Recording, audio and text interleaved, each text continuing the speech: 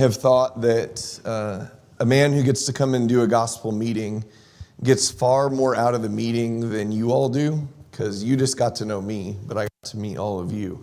And I'll go back much richer than just getting to meet one person or know one person. And I really have enjoyed the hospitality of the Alvarezes, getting to know Jackson and Cassie better, and Al, and just all of those that I've gotten to spend time with. It's been truly a blessing to know all of you. My sermon tonight, oh, and by the way, Jackson, I think you were probably in grade school when this meeting was like being talked about, actually. It was like 2016, so you might have been in high school. Yeah, you're in high school, okay. So, my sermon title tonight, Who is Jesus to you and what are you doing about it, was not a sermon title that I chose. In fact, when I first was asked to preach this lesson from a church across town in Minnesota there, I didn't really like the title. I thought the questions were a little bit too in your face or a little bit too cheesy or something. This church kind of always does that to me in their summer programs. They give me a title and I don't like the title. But every time I work on the sermon that they've asked me to work on, it challenges me and it benefits me. And the more I've thought about those two questions, the more I think they're good questions. But I want to start the sermon the same way I did for them all those years ago. And I will say this, I don't care who Jesus is to you. And you ought not care who Jesus is to me. The question really should be, who is Jesus actually? We don't get to make him up. We don't get to have our own personal Jesus like Depeche Mode or Johnny Cash sang, depending on who you like, which version of that song you like. The question should be from everybody is, who is Jesus actually? Not only who did he say that he was, but was he who he says he was? There's a question like that here in Matthew 16. So let's read this. I know this is familiar, but please look at this with fresh eyes, starting in verse 13. When Jesus came into the district of Caesarea Philippi, he was asking his disciples, "Who do people say that the Son of Man is?" And they said, "Some say John the Baptist, others Elijah, but still others Jeremiah or one of the prophets." He said to them, "But who do you say that I am?" Simon Peter answered, "You are the Christ, the Son of the living God." And Jesus said to him, "Blessed are you, Simon Bar-Jonah, because flesh and blood did not reveal this to you, but my Father who is in heaven." Now this passage, this conversation between Jesus and his disciples is what I might call a template text.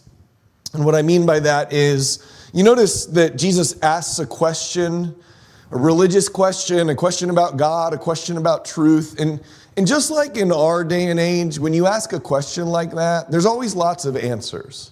Some say this, others say this.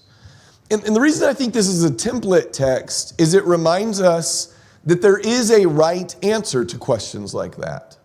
And whenever somebody asks a question about God or the Bible or truth, and people start saying, well, some say this and some say that, what we should be looking for is the answer not revealed by flesh and blood, but by our Father who's in heaven. That's the best answer. And according to Jesus, when he speaks to Peter, the blessed answer. Blessed are you. You got this right. You know, this question was asked in a location, Caesarea Philippi, that I think brings a color to it that I missed for a long time. I didn't think much about this until I visited Israel a few years ago, and I went to the ruins or the site where Caesarea Philippi used to be. And if you've ever been there, if you look up pictures of this online, the city was built up against a cliff, kind of a mountain or a cliff. And out of the base of that cliff comes water, really cold water coming up from deep down in the earth. And the ancient people built temples there and shrines. There was a temple at the time of Jesus. There was a temple to the god Zeus, a temple to the god Pan, and I think 4 or 5 other gods that were worshipped in this multicultural worship center.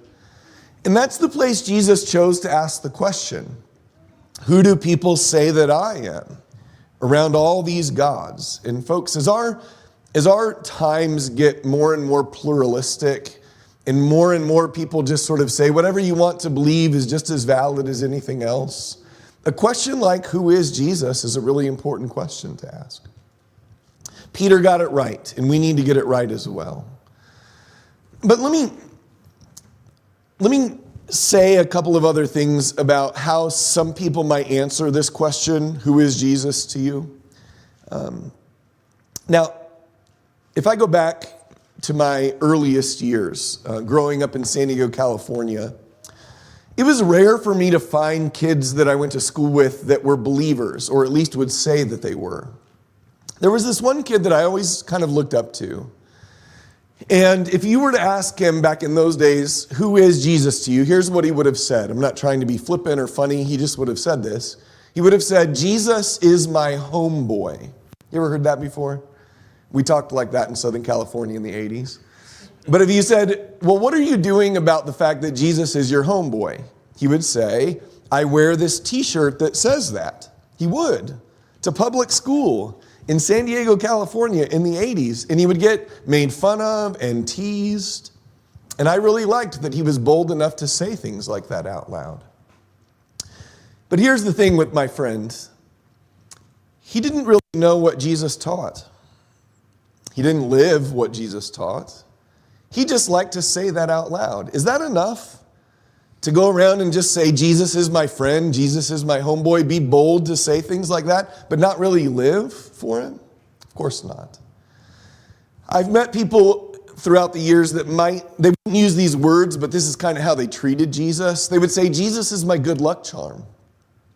I keep him in my life just in case, you know. I hang him around my neck on a gold chain, or I put a crown of thorns as a tattoo around my bicep just to make sure he's sort of part of me. I actually heard a lady say this one time. I was in Los Angeles preaching there, and a Persian woman who had moved from Persia to LA said to one of our members that she wanted to learn about this Jesus that she'd heard so much about. So a couple of us went to her house, and when we walked into the dining room, there was a crucifix of Jesus, or a depiction of him, of course, hanging above her dining room table. And I looked at it, and I looked at her, and I said, I thought you didn't know anything about him. And she said, oh no, I don't. That's just there in case. I think it keeps evil spirits away. That was how she was treating Jesus. Is that enough? Let me get a little closer to home. If you would have asked me when I was younger, who is Jesus to you and what are you doing about it? I might have said something like this. Jesus is the founder of his church, and I make sure that I go to the right one.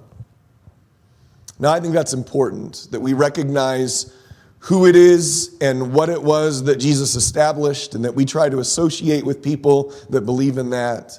But I'm going to suggest even an attitude like that isn't enough.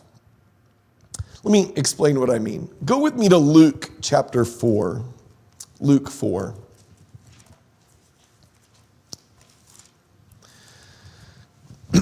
I want to show you a group of people who knew Jesus in a way that you and I never will in this life until someday we see him. And even then, it's a question on whether or not we'll ever get to experience what these people experienced. But let me begin this by asking a couple of questions. I would assume that nearly all of you in here tonight, you love Jesus Christ with all your heart, right? You love him. Can any of you tell me what color his eyes were? How tall was he? What did it sound like when he laughed? Do any of you that love him know the answers to those questions? The people we're about to read about could answer every one of them. These women in the synagogue where he grew up could look out in a field and watch him running and playing as a child, recognize him by his gait. They could hear him laugh in another room or outside, and they would know that it was him. I wish I knew those things about him. But let's read a little bit more about these people, starting in verse 14, Luke 4:14. Jesus returned to Galilee in the power of the Spirit, and news about him spread through all the surrounding district. And he began teaching in their synagogues and was praised by all. And he came to Nazareth, where he had been brought up. And as was his custom, he entered the synagogue on the Sabbath and stood up to read. And the book of the prophet Isaiah was handed to him. And he opened the book, found the place where it was written, "The Spirit of the Lord is upon me, because he's anointed me to preach the gospel to the poor. He has sent me to proclaim release to the captives and recovery of sight to the blind, to set free those who are oppressed, to proclaim the favorable year of the Lord." And he closed the book, gave it back to the attendant, and sat down. And the eyes of all in the synagogue were fixed on him. And he began to say to them, "Today this scripture has been fulfilled in your hearing." And all were speaking well of him and wondering at the gracious words which were falling from his lips. And they were saying, "Is this not Joseph's son?" All right, a couple of things about this. At the beginning of our reading, verse 14, Jesus had been going all around Galilee preaching, causing a stir. People were hearing more and more about him. And he comes back to his hometown of Nazareth. And I really like verse 16 that says it was his custom to be in the synagogue on the Sabbath. If you call yourself a follower of Jesus, I want you to understand that it was his custom to be with God's people when God's people met. And it should be your custom too. But on this particular day, he's handed the book or the scroll of Isaiah. And he goes through the scroll. They didn't have chapter and verse divisions back then, but he would have found the place that is our Isaiah 61. We're going to go there in a little while. And he reads this text, says some words about it, goes and sits down. And what does it sound like to you as their reaction to his sermon at first? According to my Bible, it says they were wondering at the gracious words. They were speaking well of him. They were whispering to each other. Did you hear that? That was fantastic. But who was Jesus to them? Did you catch it at the end of verse 22? Is this not Joseph's? I've tried to figure out maybe how to feel this text. So I'm going to use an illustration for this church. You guys all know Nathan back there? Little Nathan. It's right? That's Nathan. That's your name. You guys know Nathan, right? I want you to imagine this. A couple decades from now, Nathan decides to be a preacher. And he's going all over Illinois and up into Wisconsin and wherever preachers go to preach around here. And you keep hearing that wherever he goes and preaches, he's just like knocking their socks off. He's doing a great job. And one day he comes and stands in this pulpit in front of all the people that watched him grow up.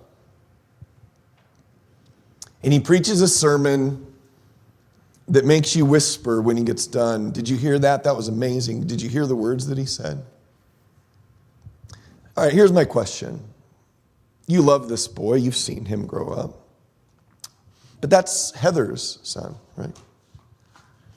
Is there anything that boy could say to you in the next few minutes after he preached a lesson like that could make this group of God's people want to do to him what this hometown crowd wants to do to Jesus a few verses later? Skip down to verse 28. And all the people in the synagogue were filled with rage as they heard these things. They got up, drove him out of the city, led him to the brow of the hill on which their city had been built in order to throw him down the cliff. But passing through their midst, he went his way. Let me ask it again.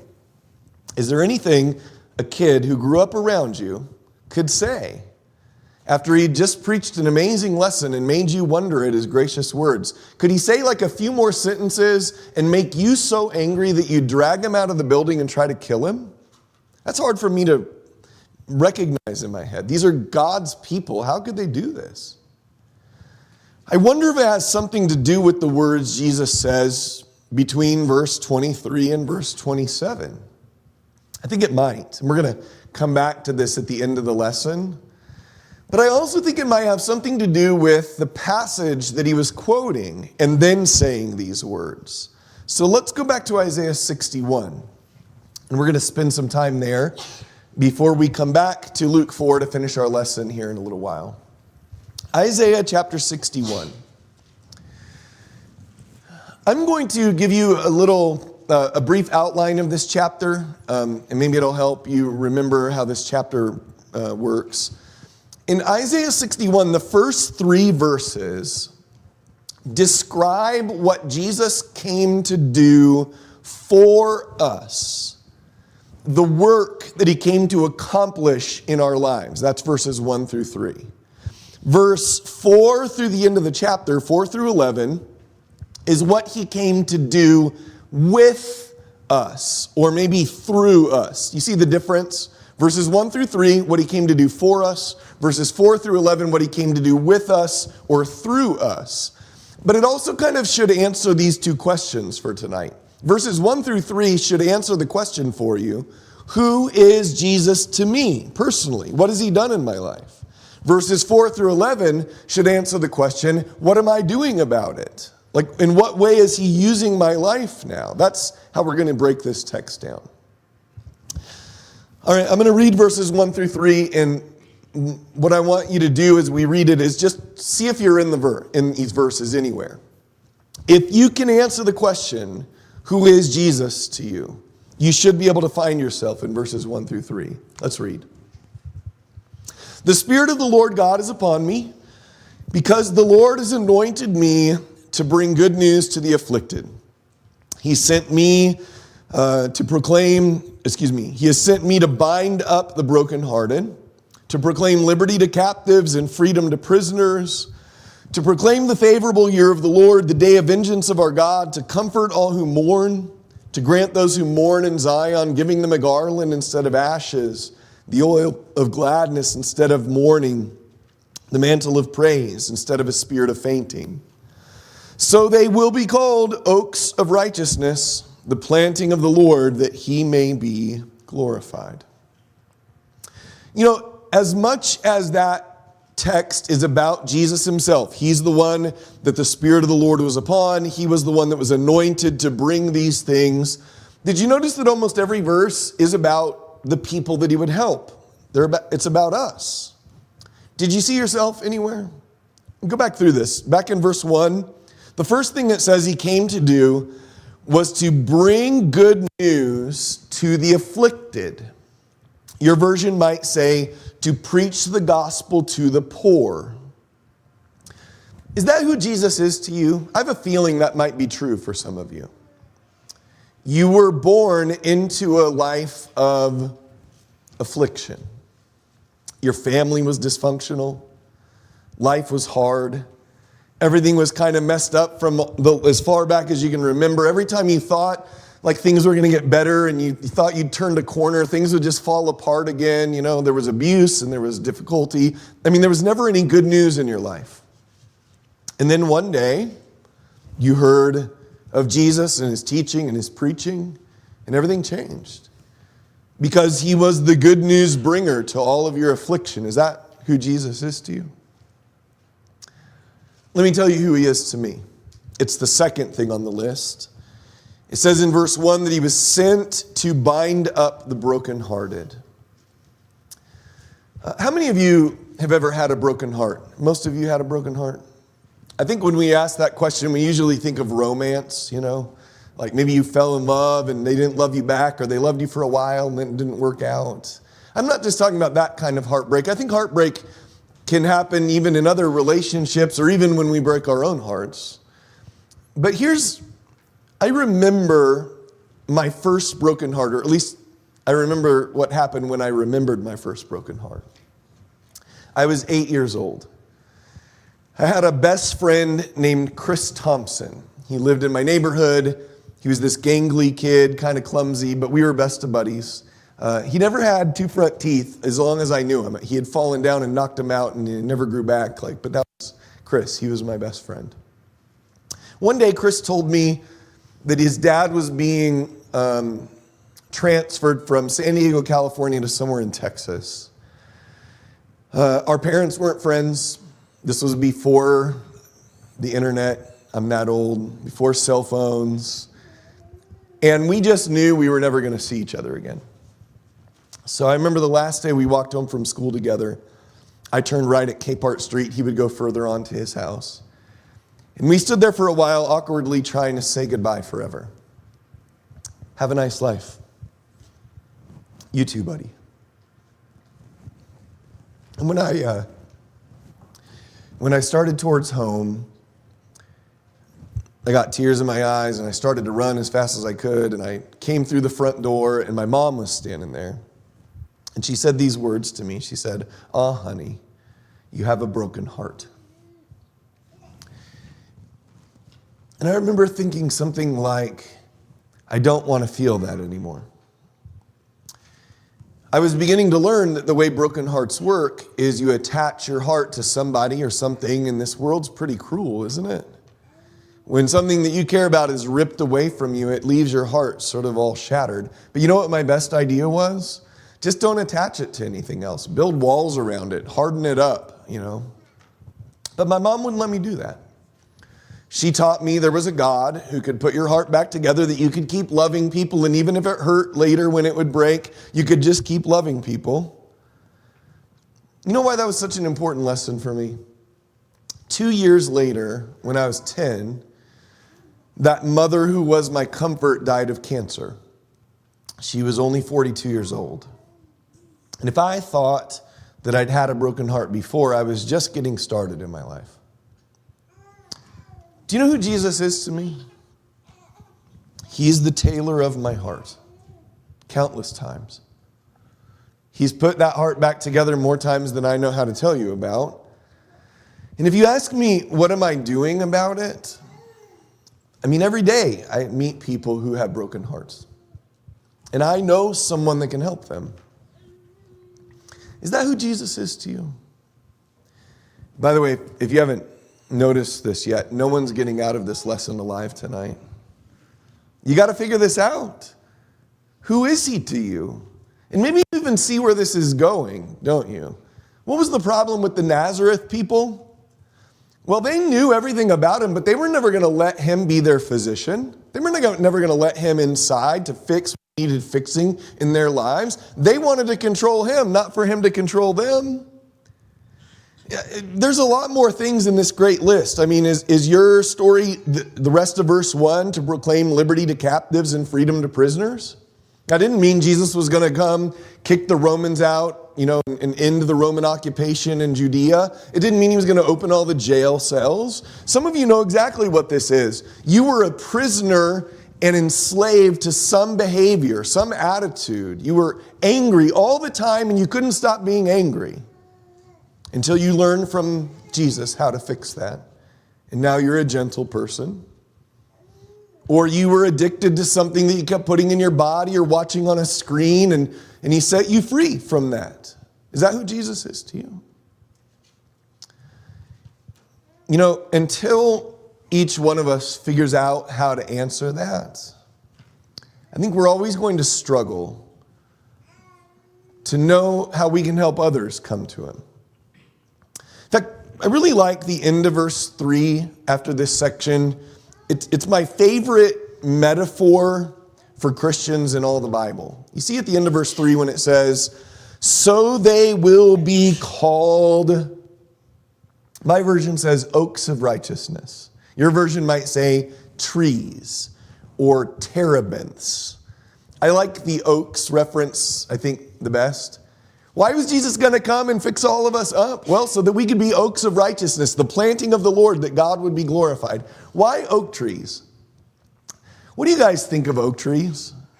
Really, when you see them out there in the wild, what do you think of them? They're solid, right? We build out of them. But have you ever noticed that an oak tree is kind of ugly and twisted and creepy? Especially when the sun starts going down and there's vultures in it.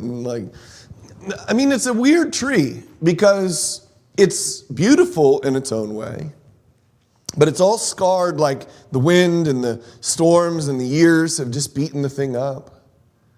Why would God choose a metaphor like that for us? Come on, you guys know each other. Is there any one of us in here that's not scarred by life and twisted up from all the years? And yet here we are because of what Jesus has done with us. He's planted us for God's glory to show to the world. Who is Jesus to you? Let's skip to the next part, verses 4 through 11, and let's try to answer the question, what are we doing about it? And what are you doing about it? Verse 4. Then they will rebuild the ancient ruins. They will raise up the former devastations. They will repair the ruined cities, the desolation of many generations. Strangers will stand and pasture your flocks. Foreigners will be your farmers and your vine dressers. But you will be called the priests of the Lord.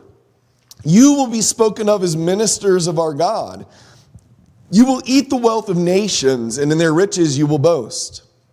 Instead of your shame, you will have a double portion. Instead of humiliation, they will shout for joy over their portion.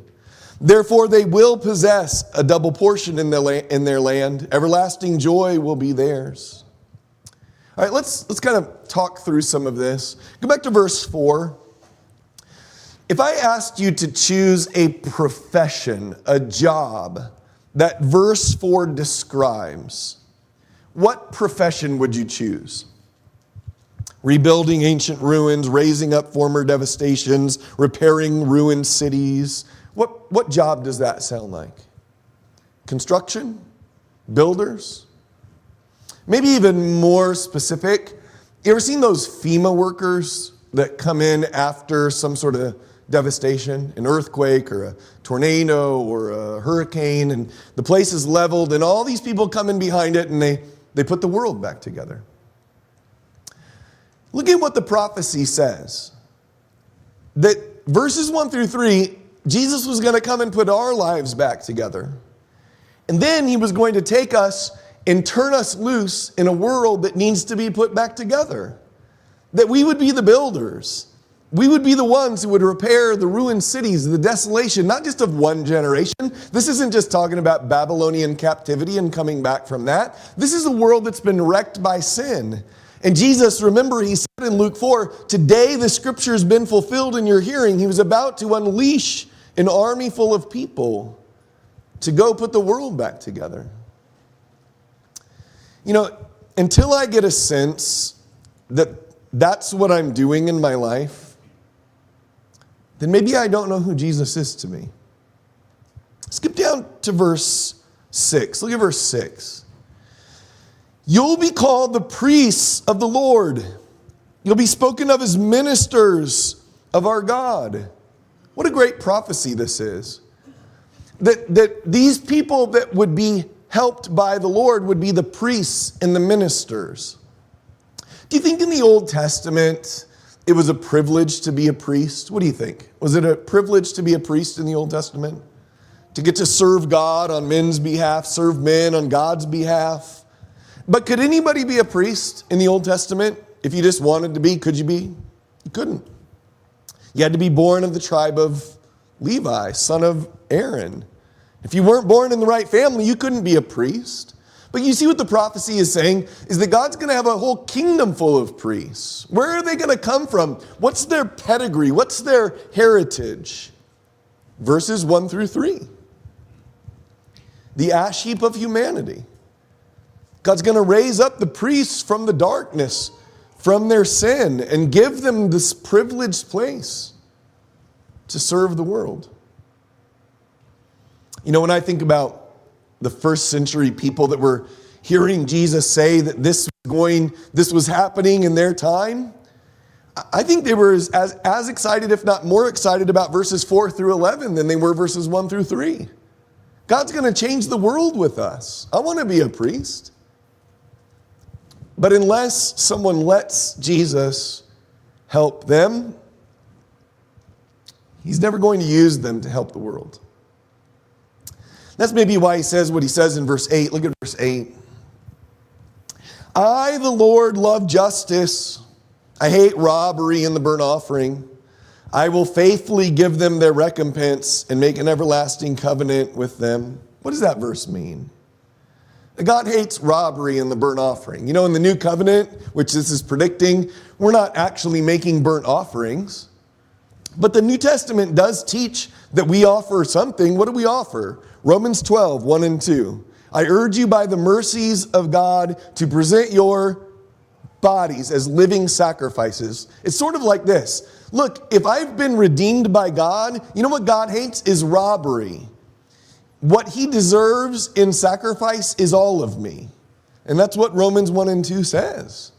We've got to be all in on this. And if you're all in on this, now look at verse 9. Then their offspring will be known among the nations, their descendants in the midst of the peoples. All who see them will recognize them, because they're the offspring whom the Lord has blessed. Have you ever had this happen to you? Somebody in your family or your workplace or your neighborhood comes to you and says something like this. You know, I've known a lot of people over the years that call themselves Christians, but there's something different about you. Like, you really mean it. And you go to church like all the time, and you're actually living the way that you're supposed to be living.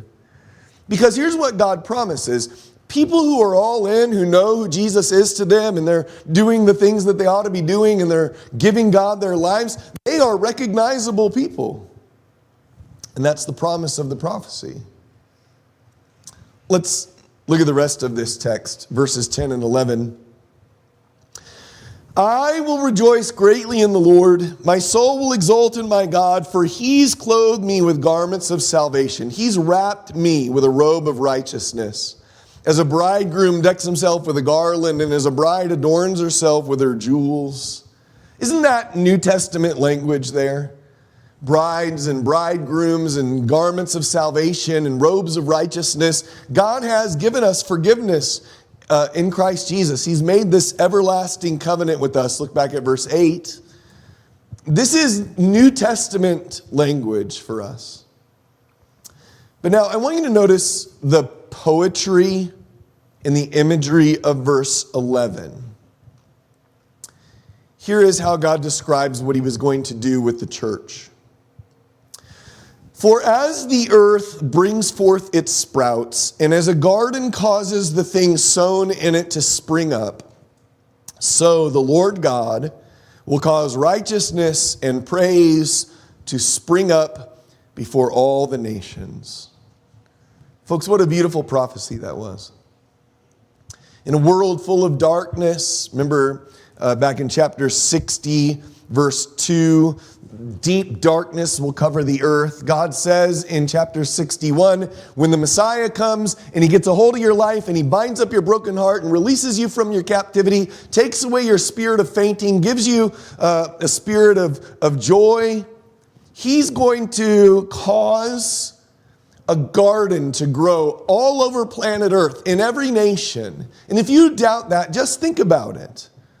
We are 2,000 years removed from the preaching of Jesus in Nazareth that day, on a different continent, across the ocean. And you know what God's done in this place? He's caused righteousness and praise to spring up in the United States of America. And we're a part of that story. But I want to challenge you with something in verse 11 that maybe took me a little while to notice, but when I finally noticed it, it troubled me. Do you see the two things that God says he would cause to spring up? Righteousness and praise. You guys see those two things?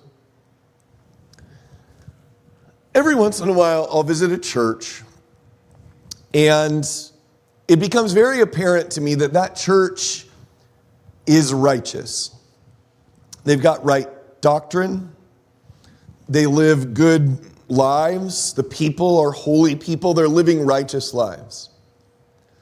But sometimes those groups of Christians, they don't do a lot of praising God outside of their four walls. They're righteous, but praise isn't really happening. And then I'll visit other churches where I kind of get excited because I stalk them on social media before I go there. You're not the only ones that do that to the preachers, by the way. And on their social media, all the Christians are like, God is great, God is good, praise God. They're like very vocal about God all the time. But then when I get there, I realize some of those Christians who are praising God all the time, they're not living righteously.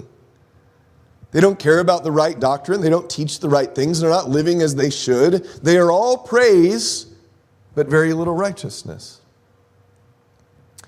Did you know neither one of those things on their own gets God's job done? In fact, if I was to ask you this, what does the Bible call somebody who praises God with their lips, but by their deeds they deny him? They live a different life than the ones they speak. What does the Bible call that? Hypocrisy. Is that dangerous? Yeah, God says because of hypocrisy, the name of God is blasphemed among the nations. But if praise without righteousness is hypocrisy, have you ever thought about what righteousness without praise is? I learned this lesson when I was 19 years old. Before I decided to preach, I worked for a capital money management firm in downtown San Diego. It's not as prestigious as it sounds. I ran the shipping and receiving department for that group. They were trying to get me to become one of those guys, and they were willing to put me through school. But one day I asked one of the higher ups, like, hey, if I'm going to do this job, what do I have to be good at? And this is what he said to me. He said, you got to really, really love money. And I knew the Bible, and there's some sort of verse about that.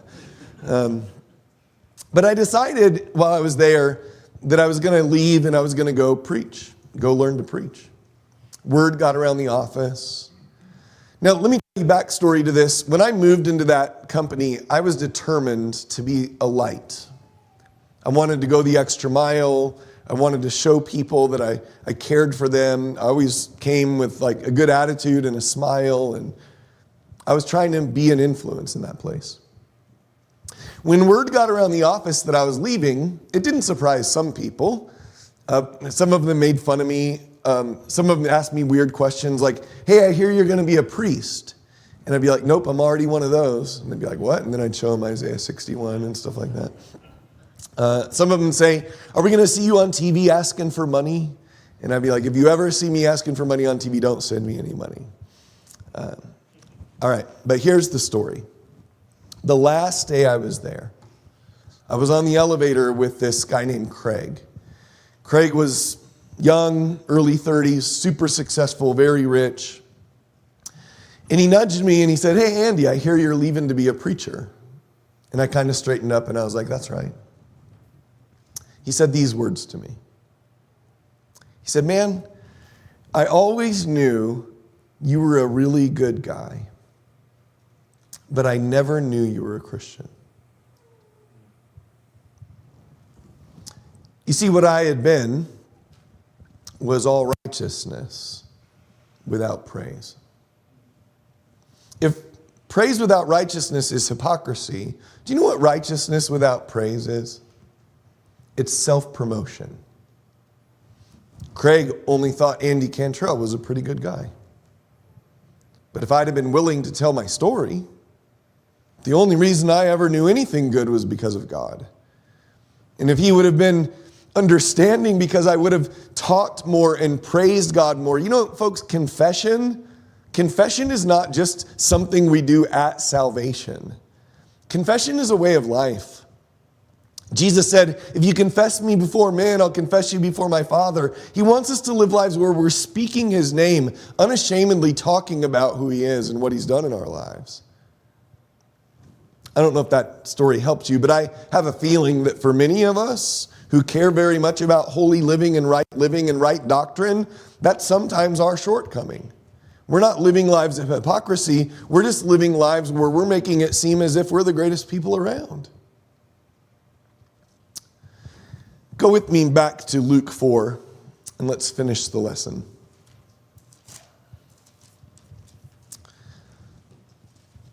What did Jesus say to those folks that day that made them so angry that they were willing to go try and kill him? Let's read it, beginning in verse 23. Jesus said to them, no doubt you will quote this proverb to me, physician, heal yourself. Whatever we heard was done at Capernaum, do here in your hometown as well. Here's what he's sort of saying to them. You guys aren't going to let me help you. You think I'm Joseph's son, but you're not going to let me into your heart or into your life. You're not going to change anything. In fact, you're going to get jealous because I'm going to go out in all these other places like Capernaum and do things, and you're going to be like, why aren't you doing that here?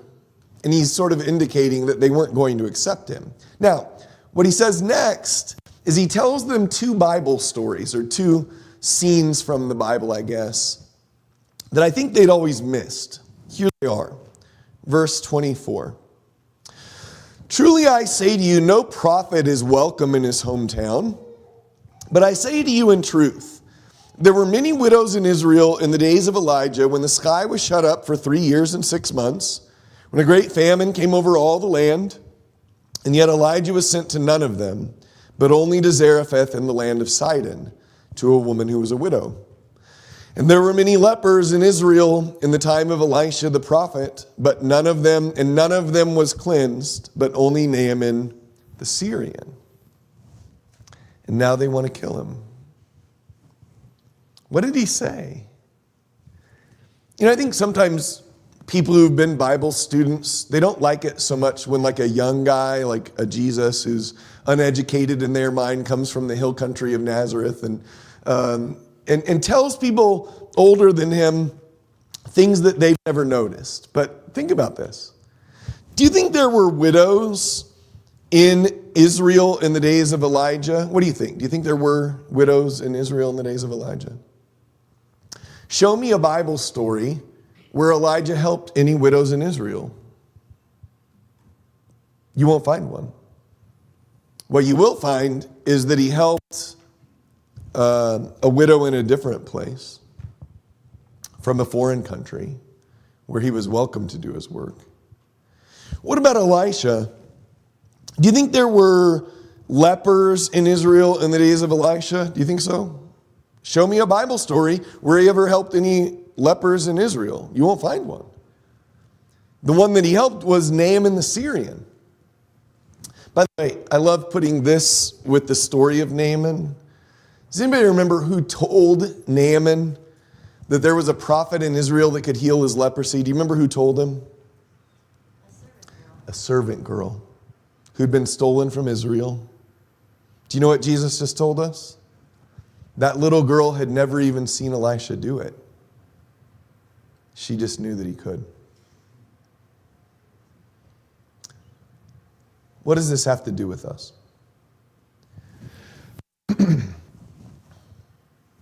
About 18 years ago, I was invited to move to Minnesota. And the elders that were there at the time said, "Hey, Andy, you're culturally different." That was very true. "We want you to come here and get us stirred up some." And this is what they told me. They said, "There are people here, they want to teach their friends, they want to teach their neighbors. We know you've been evangelistic. We want to get started." So it was exciting. I showed up. And that church got to work. But you know what I noticed about who really got to work? It was younger Christians. And I don't mean younger in age. I mean like newer Christians. People who'd come to the Lord just lately. We had some people that were converted out of really, really dark and difficult things. And what was crazy is they were the ones getting all the Bible studies. They were bringing people around. They were inviting people. They were having studies with people. And there were a few people sitting on the pews with their arms folded, and they started saying things like this. "How come I'm not getting to do any Bible studies? What's going on around here?" By the way, there was a weird dynamic in our church. When we would have a Bible class, the folded arms people answered all the questions in Bible class. They knew the answers. They could quote the verses. They could tell you about Jesus. They knew all the stuff about him. In fact, the new Christians were embarrassed because they didn't know where stuff was in the Bible. But for whatever reason, it was the newer Christians that were bringing all their friends. Do you know what was going on with some of those people? Some of those people that had their arms folded,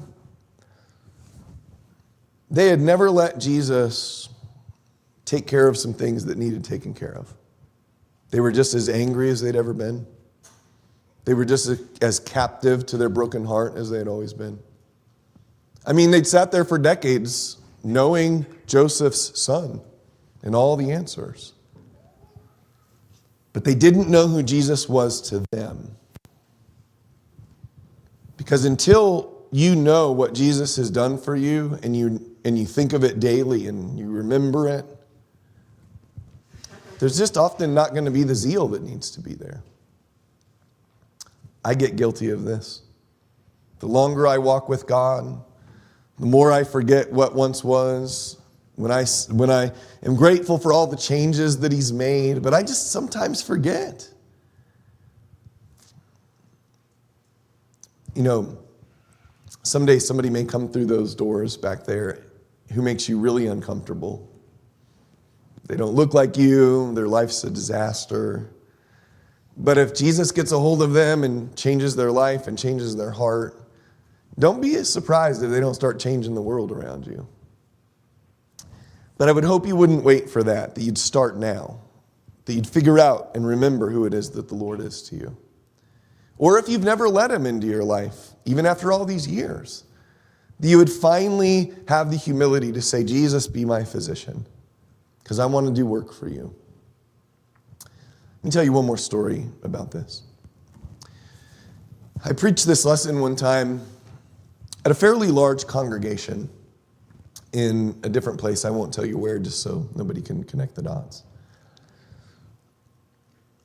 And I poured my heart into it. I offered the invitation. I hoped that maybe it would stir somebody to get things right. And maybe it did. You know, they don't have to come forward for that to happen. But the next day, an elder in that congregation who had a large family in that congregation took us all out to eat. I think it was for breakfast. And I'd heard some stories about this elder and some of the family of this elder, that he was a pretty hard man, a pretty harsh man, that he had a lot of control issues. And when we sat down for breakfast that day, he said, I want to have everyone's attention. Family, I want you to listen. He said that last night, that sermon that was preached, he said, I didn't sleep last night. He said, because I think that sermon was about me. He said, all these years, I've just still been so angry and mean. And I don't know that I know who Jesus is to me. And he said, from today on, it's going to be different. I appreciated that. So did his family. Look, I don't care when it happens. Tonight, tomorrow, within the next few days. But I hope the words that Jesus preached that day and the great prophecies of Isaiah will get into your heart and into your head. Remind you of what it is that the Lord's done for you. Help you remember that there's a world out there that's fallen apart, that people need help, that we are the ones that are supposed to be bringing people back, showing praise and righteousness among the nations, being the garden of God in this place. And I hope that you'll just do that with all your heart and with all your zeal. Thanks for your attention tonight. We're going to sing a song that's meant to stir us up, and if we can help you with anything at all, let us know while we stand and sing together.